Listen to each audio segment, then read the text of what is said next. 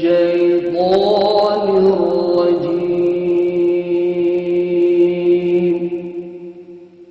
بسم الله الرحمن دیکھیے روزانہ صبح 6 بجے الف ٹائم صرف چینل 1 نیوز پر۔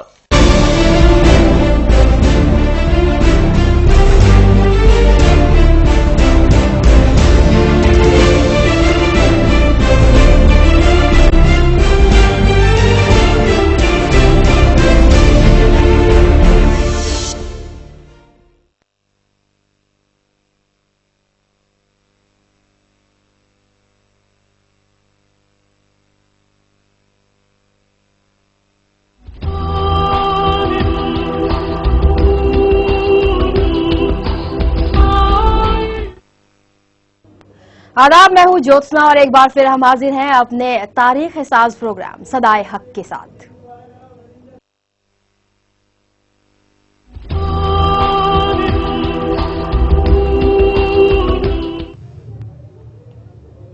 آئیے سب سے پہلے بات کرتے ہیں اس پروگرام کے مقصد کے بارے میں۔ اس بارے میں مزید چرچا کے لیے ہمارے ساتھ موجود ہیں پولیٹیکل ایڈیٹر عرفان رسول جی، جو ہمارے سامنے اس پروگرام کے مقصد کے بارے میں روشنی ڈالیں گے۔ اور کیا ہے اس پروگرام کا مقصد؟ اس پروگرام کے ذریعے ہم اپنے ناظرین کے سامنے کیا پیش کرنا چاہتے ہیں عرفان جی؟ مٹا دو اپنی ہستی کو گر کچھ مرتبہ چاہو، کہ دانہ خاک میں مل کر گلے گلزار ہوتا ہے۔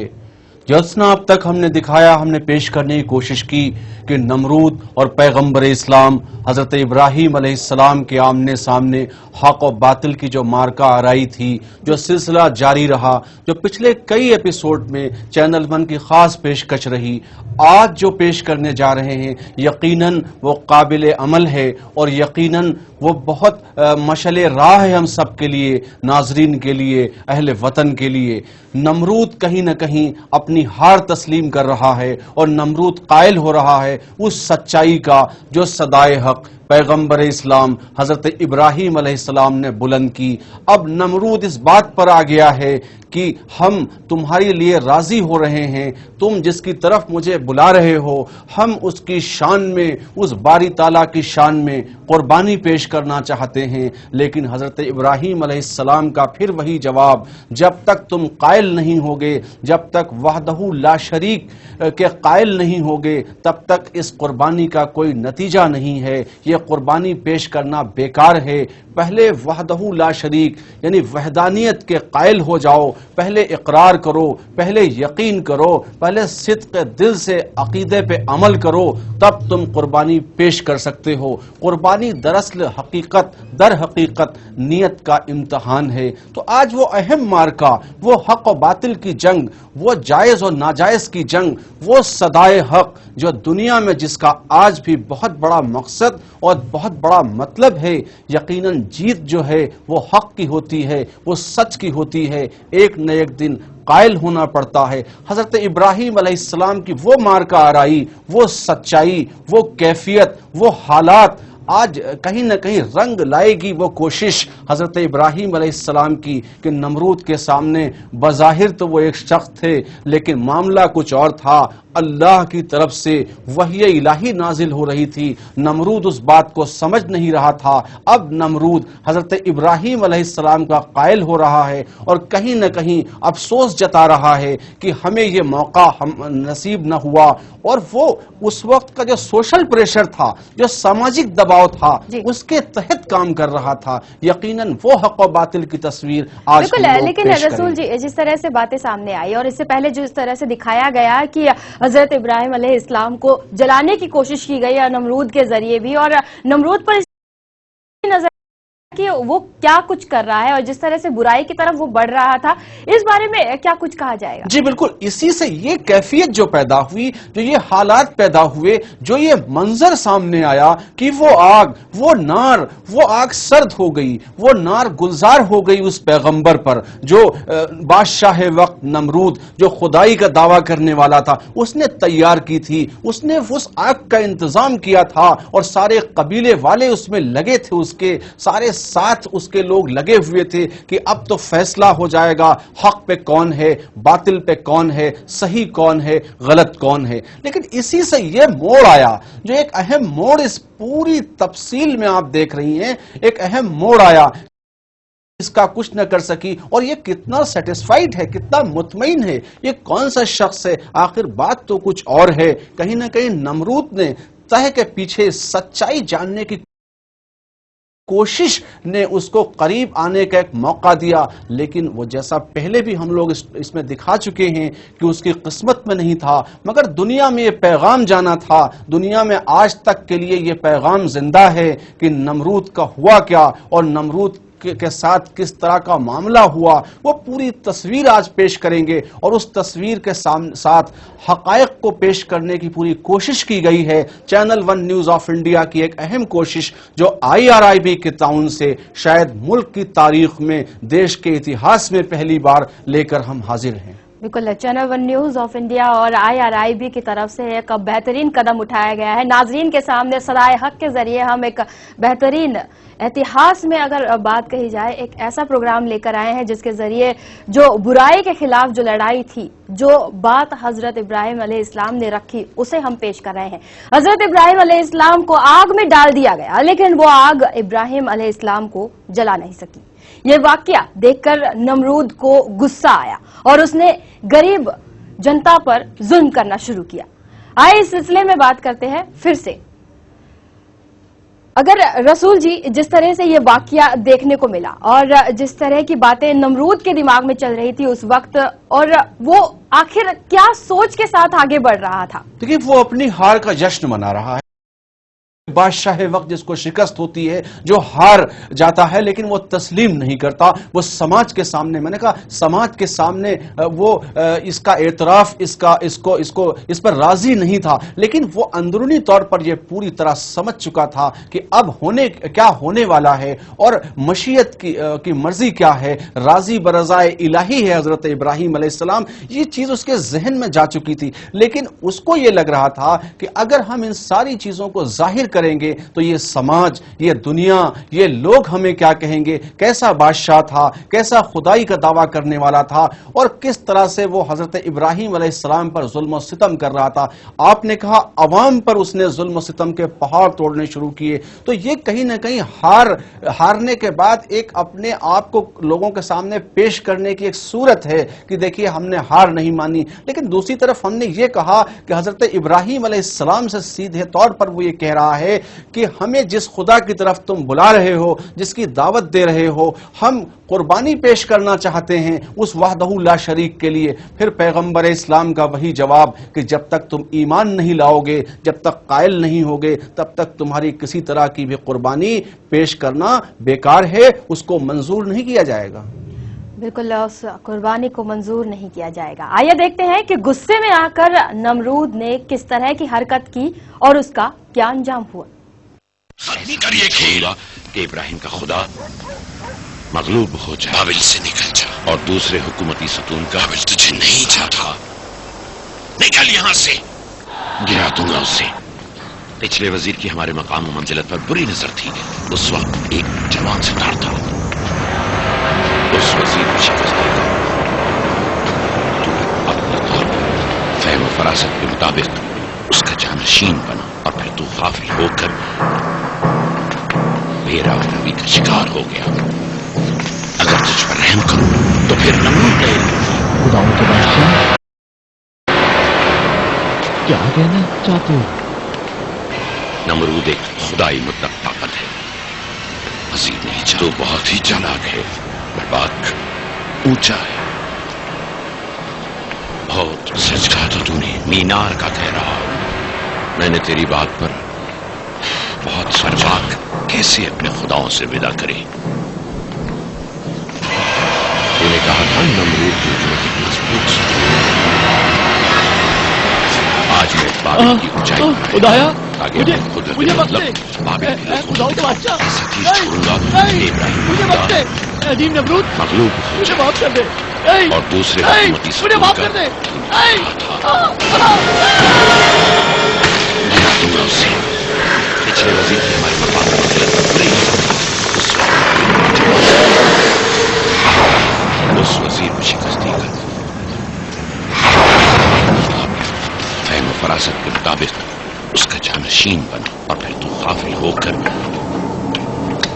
मेरा रवि का शिकार हो गया। अगर तुझ पर रहम नहीं खुदाओं के बादशाह, क्या कहना चाहते हैं? नमरूद एक खुदाई में करता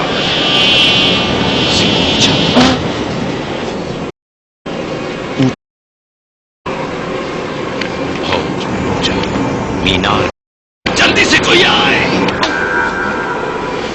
पर आकर कैसे अपने खुदा से विदा करें?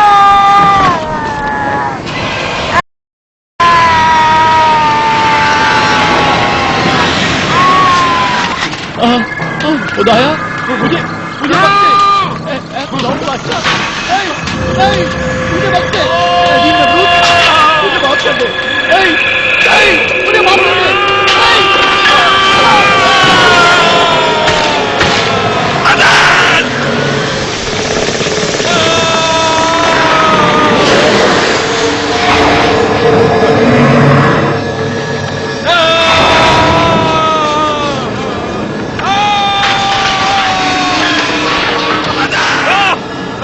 छोड़ दो मुझे, कोई है?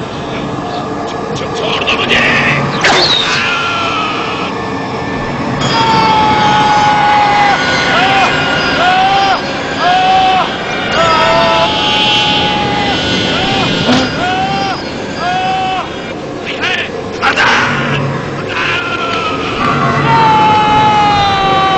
जल्दी से कोई आए।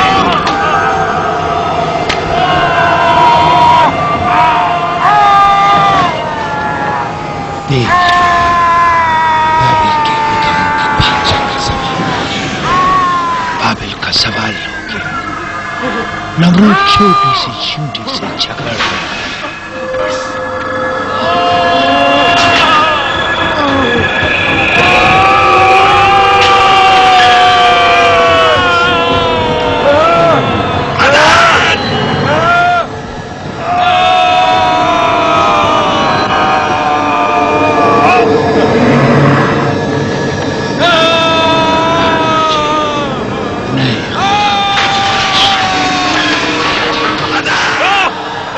छोड़ दो मुझे, कोई है?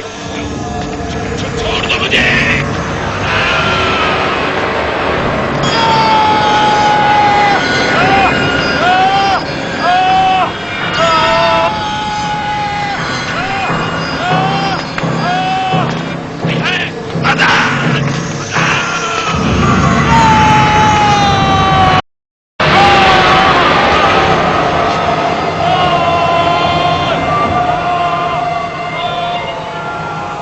देख लो, तो बहुत ही चालाक है। बाबिल के खुदा के बादशाह का सवाल, बाबिल का सवाल लोगे। सच कहा था तूने। नमरूद छोटी सी चींटी से मैंने तेरी बात पर बहुत सोचा।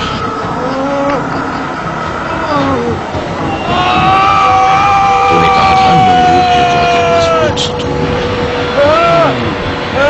आज मैं बाबिल की ऊंचाई पर आया हूँ ताकि अपनी कुदरत मुतलक बाबिल को ऐसा तीर छोड़ूंगा कि इब्राहिम का खुदा मगलूब हो जाएगा और दूसरे हुकूमती सतून का खुदा जो कहा था।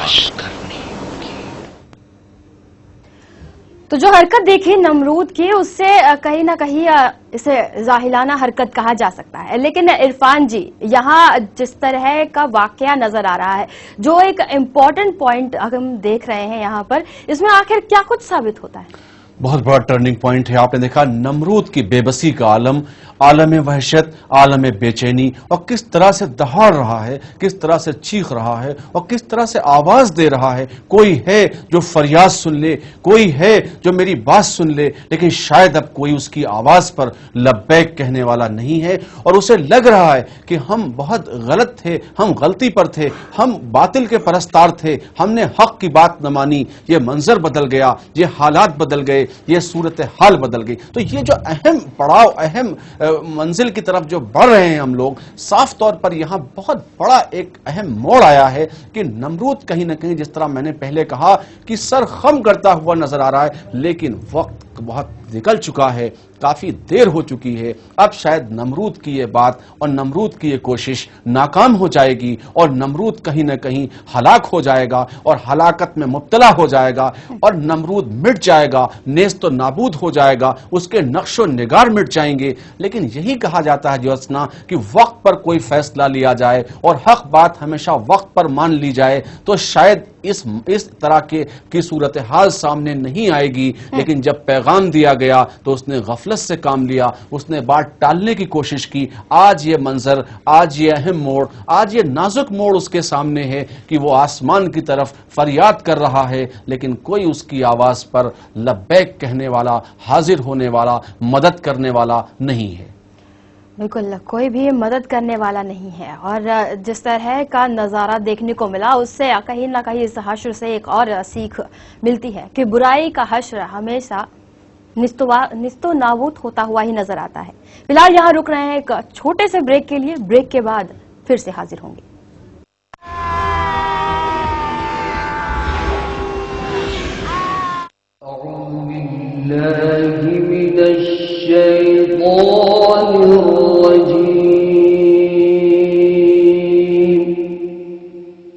بسم اللہ الرحمن. دیکھیے روزانہ صبح 6 بجے الف ٹائم صرف چینل 1 نیوز پر. کس نے رچی سازش, کون بنا شکار, کس نے کیا ظلم, کون بنا قاتل, کس نے لوٹی عصمت, کون بنا حیوان. سبھی گتھیاں سلجھائیں گے. دیکھیے تحقیقات سوموار سے شنیوار رات 10:30 بجے صرف چینل 1 نیوز پر.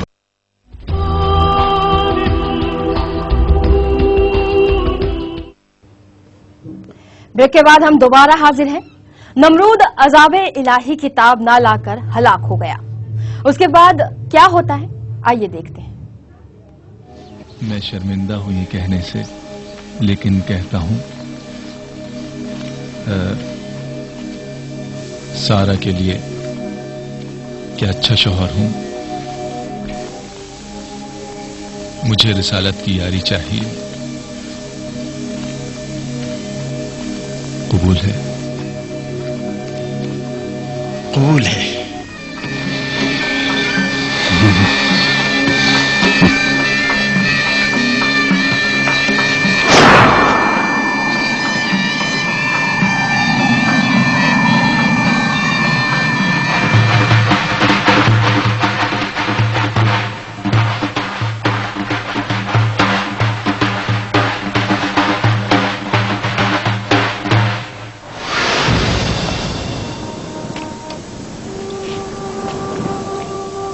میں اس شرک آلود سرزمین سے ہجرت کر رہا ہوں اپنے خدا کی جانب. وہ مقتدر اور تانا ہے بندگان کی اصلاح اور ان کے امور کا.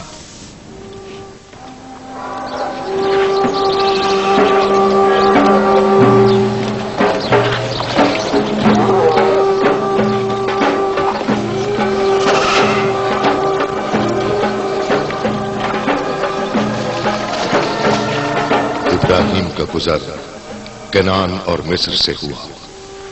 زمانہ ان کے ساتھ ساتھ رہا. فرعون مصر کے پاس ایک کنیز تھی جس کا نام ہاجر تھا. ہاجر سارا کی کنیز تھی. اس وقت ابراہیم نے حبرود پہنچ کر گھر بنایا اور معاش کے لیے زرعی زمین خریدی.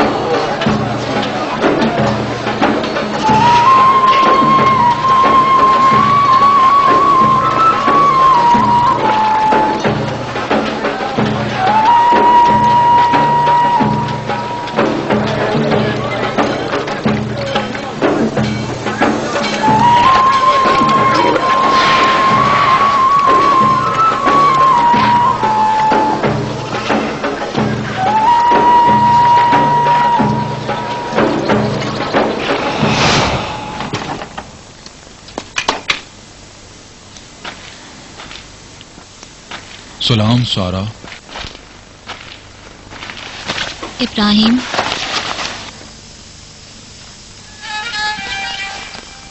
یہاں کون سی چیز کم ہے؟ کسی چیز کی نہیں.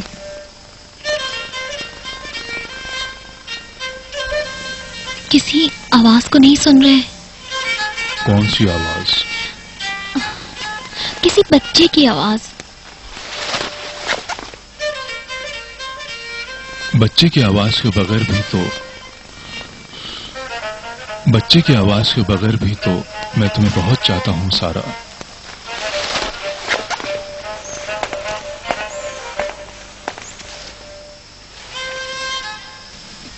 نسل انبیاء امتوں کے لیے ضروری ہے.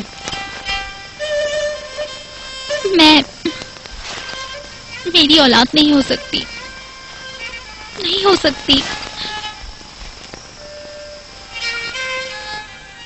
ابراہیم کی نسل مجھ سے نہیں. میں اپنی کنیز ہاجرہ تمہیں بخشتی ہوں. ابراہیم کی نسل انسانوں سے برتر ہے. اے خدا کے پیغمبر، اولاد کا وجود نبی کا حق ہے.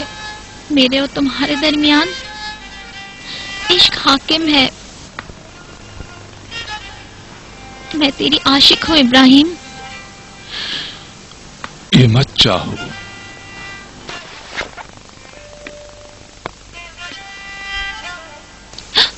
میں یہی چاہتی ہوں.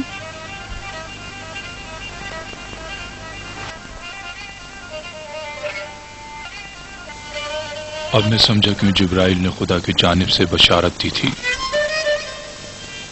ایک بڑی قوم میری نسل سے وجود میں آئے گی. یہ خدا کا وعدہ ہے.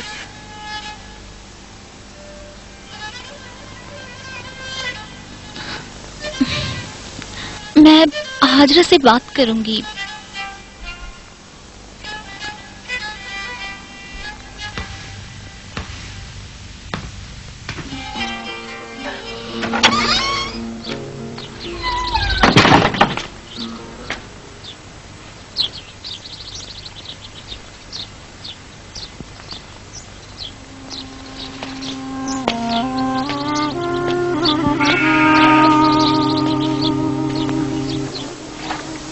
لوط، کل رات میں نے خواب دیکھا.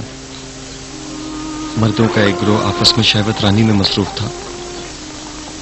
تاریکی میں ڈوبی سرزمین اور وہ لانتی لوگ. جانتا ہوں خالق وحدہ لا شریک نے اس لیے تمہیں چنا ہے کہ صدون کی سرزمین پر فاسق و فاجر قوم کی طرف جا کر انہیں فاسد اعمال سے روکو. یہ کلام وحی ہے. آپ نے دیکھا کہ حضرت ابراہیم علیہ السلام کو اللہ کی طرف سے حکم ملا اور انہوں نے ہجرت کیا. حضرت ابراہیم علیہ السلام بابل چھوڑ کر مصر کی طرف ہجرت کرنے جاتے رہے. کرتے ہیں پولیٹیکل ایڈیٹر عرفان رسول جی کی طرف. اور اگر عرفان جی بات کہی جائے جس طرح سے ہجرت کیا، اپنی اس جگہ کو چھوڑا اور اللہ تعالیٰ کی طرف سے جو حکم ہوا اس حکم کو مانتے ہوئے نہ کیول نکاح کیا سارا سے بلکہ اس جگہ کو بھی چھوڑ دیا، اس پر آپ کے خیالات چاہیں گے؟ لیکن نظام قدرت ہجرت مائگریٹ کر گئے، وہ یہ سنت ہے اور یہ آپ صلی اللہ ثابت ہے. یعنی اس مقام کو چھوڑ دیا جائے. ایک طرح سے آپ یہ غور کریے کہ انہوں نے نمرود کی جو حق و باطل کی جنگ تھی وہ فتح کر لی، اور کس طرح فتح کی، جیت حاصل کی، صبر سے، انتقام سے، امتحان سے، اور جس طرح کے بھی ان کے ساتھ معاملات پیش آئے وہ حق اور ایمان اور صداقت پر قائم رہے. تو سوال یہ پیدا ہوتا ہے کہ اس طرح سے قائم رہنا مضبوطی اور پختگی کے ساتھ یہ بہت اہم ہے. اور سبق پھر پڑھ، صداقت کا، عدالت کا، شجاعت کا، لیا جائے گا کام تجھ سے دنیا کی امامت کا. آج قوم کو یہ سبق ہے کہ پھر اپنے سبق کو دہرائے اور سمجھے اور سیکھنے کی کوشش کرے. حیات النبی، نبیوں کی زندگی سے وہ کچھ سیکھ سکتا ہے، کچھ دوسروں کو سکھا سکتا ہے، بتا سکتا ہے. چینل ون نے خاص طور سے یہ کوشش کی ہے اس حقیقت کو بتانے کے لیے کہ ہجرت کی وجہ، ہجرت کے اسباب. یہاں سے شروع ہوتا ہے سلسلہ ایک دوسرے دور کا، مصر کی طرف آپ کی روانگی، آپ کی ہجرت۔ حضرت آیا کہ چونکہ نبی کا سلسلہ اور امت کا سلسلہ چلنا چاہیے، اس لیے انہوں نے پیشکش کی حضرت ہاجرہ کی، جو ان کی کنیز ہے، کہ اس سے عقد ثانی یعنی دوسرا نکاح کر لو، کیونکہ شاید ہم سے اولاد نہیں ہوگی۔ لیکن حضرت ابراہیم نے کہا کہ نہیں، ہمیں بشارت ہوئی ہے، ہمیں خوشخبری مل چکی ہے جبریل امین کی طرف سے کہ امت کا سلسلہ جاری رہے گا اور امت وجود میں آئے گی۔ یہاں پر یہ معاملات ایسے ہیں جو قدرت کے اور حضرت ابراہیم علیہ السلام کے درمیان وحی الہی کے ذریعے بشارت کی دلیل کے ساتھ دینے کی کوشش کی گئی ہے، اس پر تو کوئی کچھ کہہ نہیں سکتا۔ لیکن حضرت ہاجرہ جس طرح سے بضد ہیں اور وہ یہ کہہ رہی ہیں، حضرت سارہ جس طرح سے بضد ہیں اور وہ یہ کہہ رہی ہیں کہ میں ہاجرہ سے بات کروں گا جو ان کی کنیز ہے۔ کنیز اس دور میں خدمت کرنے والے کو کہتے تھے، جو خدمت کیا کرتی تھی۔ حضرت ہاجرہ سے انہوں نے کہا کہ ہم بات کریں گے۔ اس وقت کی عرب دنیا میں یہ سلسلہ عام تھا کہ عورتیں اپنا پیغام بھجوا دیتی تھیں اور جس کو جو پسند ہے اس پر وہ اپنا پیغام بآسانی بھیج دیا کرتی تھیں۔ یہ سلسلہ تھا، یہ کوئی غلط بات یا معیوب نہیں سمجھا جاتا تھا۔ اس دور کی یہ بات ہے، اس دور میں یہ بات بالکل ثابت ہے، اور قافلوں میں اسی طرح عقد ہوا کرتے تھے اور اسی طرح سے زندگی اور اسی طرح سے نسلیں چلا کرتی تھی۔ تو یہ سبق ہے کہیں نہ کہیں کہ حضرت سارہ بضد ہیں، لیکن حضرت ابراہیم ان کی قسم کھا کر، ان کی گواہی دے کر یہ کہتے ہیں کہ نہیں، ہمیں تم سے محبت ہے، تم ایسا نہ کرو۔ وہ چاہتے ہیں انہیں، اسی لیے پہلے انہوں نے کہا کہ وہ انہیں ہی چاہتے ہیں، انہی سے انہیں عشق ہے، اسی وجہ سے وہ آگے بڑھنے سے منع کر رہے تھے۔ لیکن سارہ کی پیشکش کو ایک طرف ماننے کو بھی تیار ہو گئے جہاں نبی کی بات کہی گئی۔ بہت بہت شکریہ عرفان جی اس تمام چرچا کے لیے، اس مزید چرچا کے لیے، ہمارے ساتھ جڑنے کے لیے۔ تو آج صدائے حق میں ہم نے اہم پہلو دکھائے جس میں صدائے حق کے ذریعے ہم اپنے ناظرین کے سامنے ہے کہ آخر حضرت ابراہیم علیہ السلام نے وہ کون سا پیغام دیا تھا ناظرین کو، وہ بتانا چاہتے ہیں ہم اپنے اس کاریکرم کے آج کے دور تک، موجودہ دور تک کتنا ریلیونٹ ہے، کتنا پراسنگک ہے۔ آج کے دور حاضر میں ہم اس کو کس طرح اپنی زندگیوں میں ڈھال سکتے ہیں، اتار سکتے ہیں۔ بالکل۔ تو آج اس صدائے حق میں بس اتنا ہی، کل ہم پھر حاضر ہوں گے اس حقیقت کے ساتھ، تب تک کے لیے دیجیے اجازت۔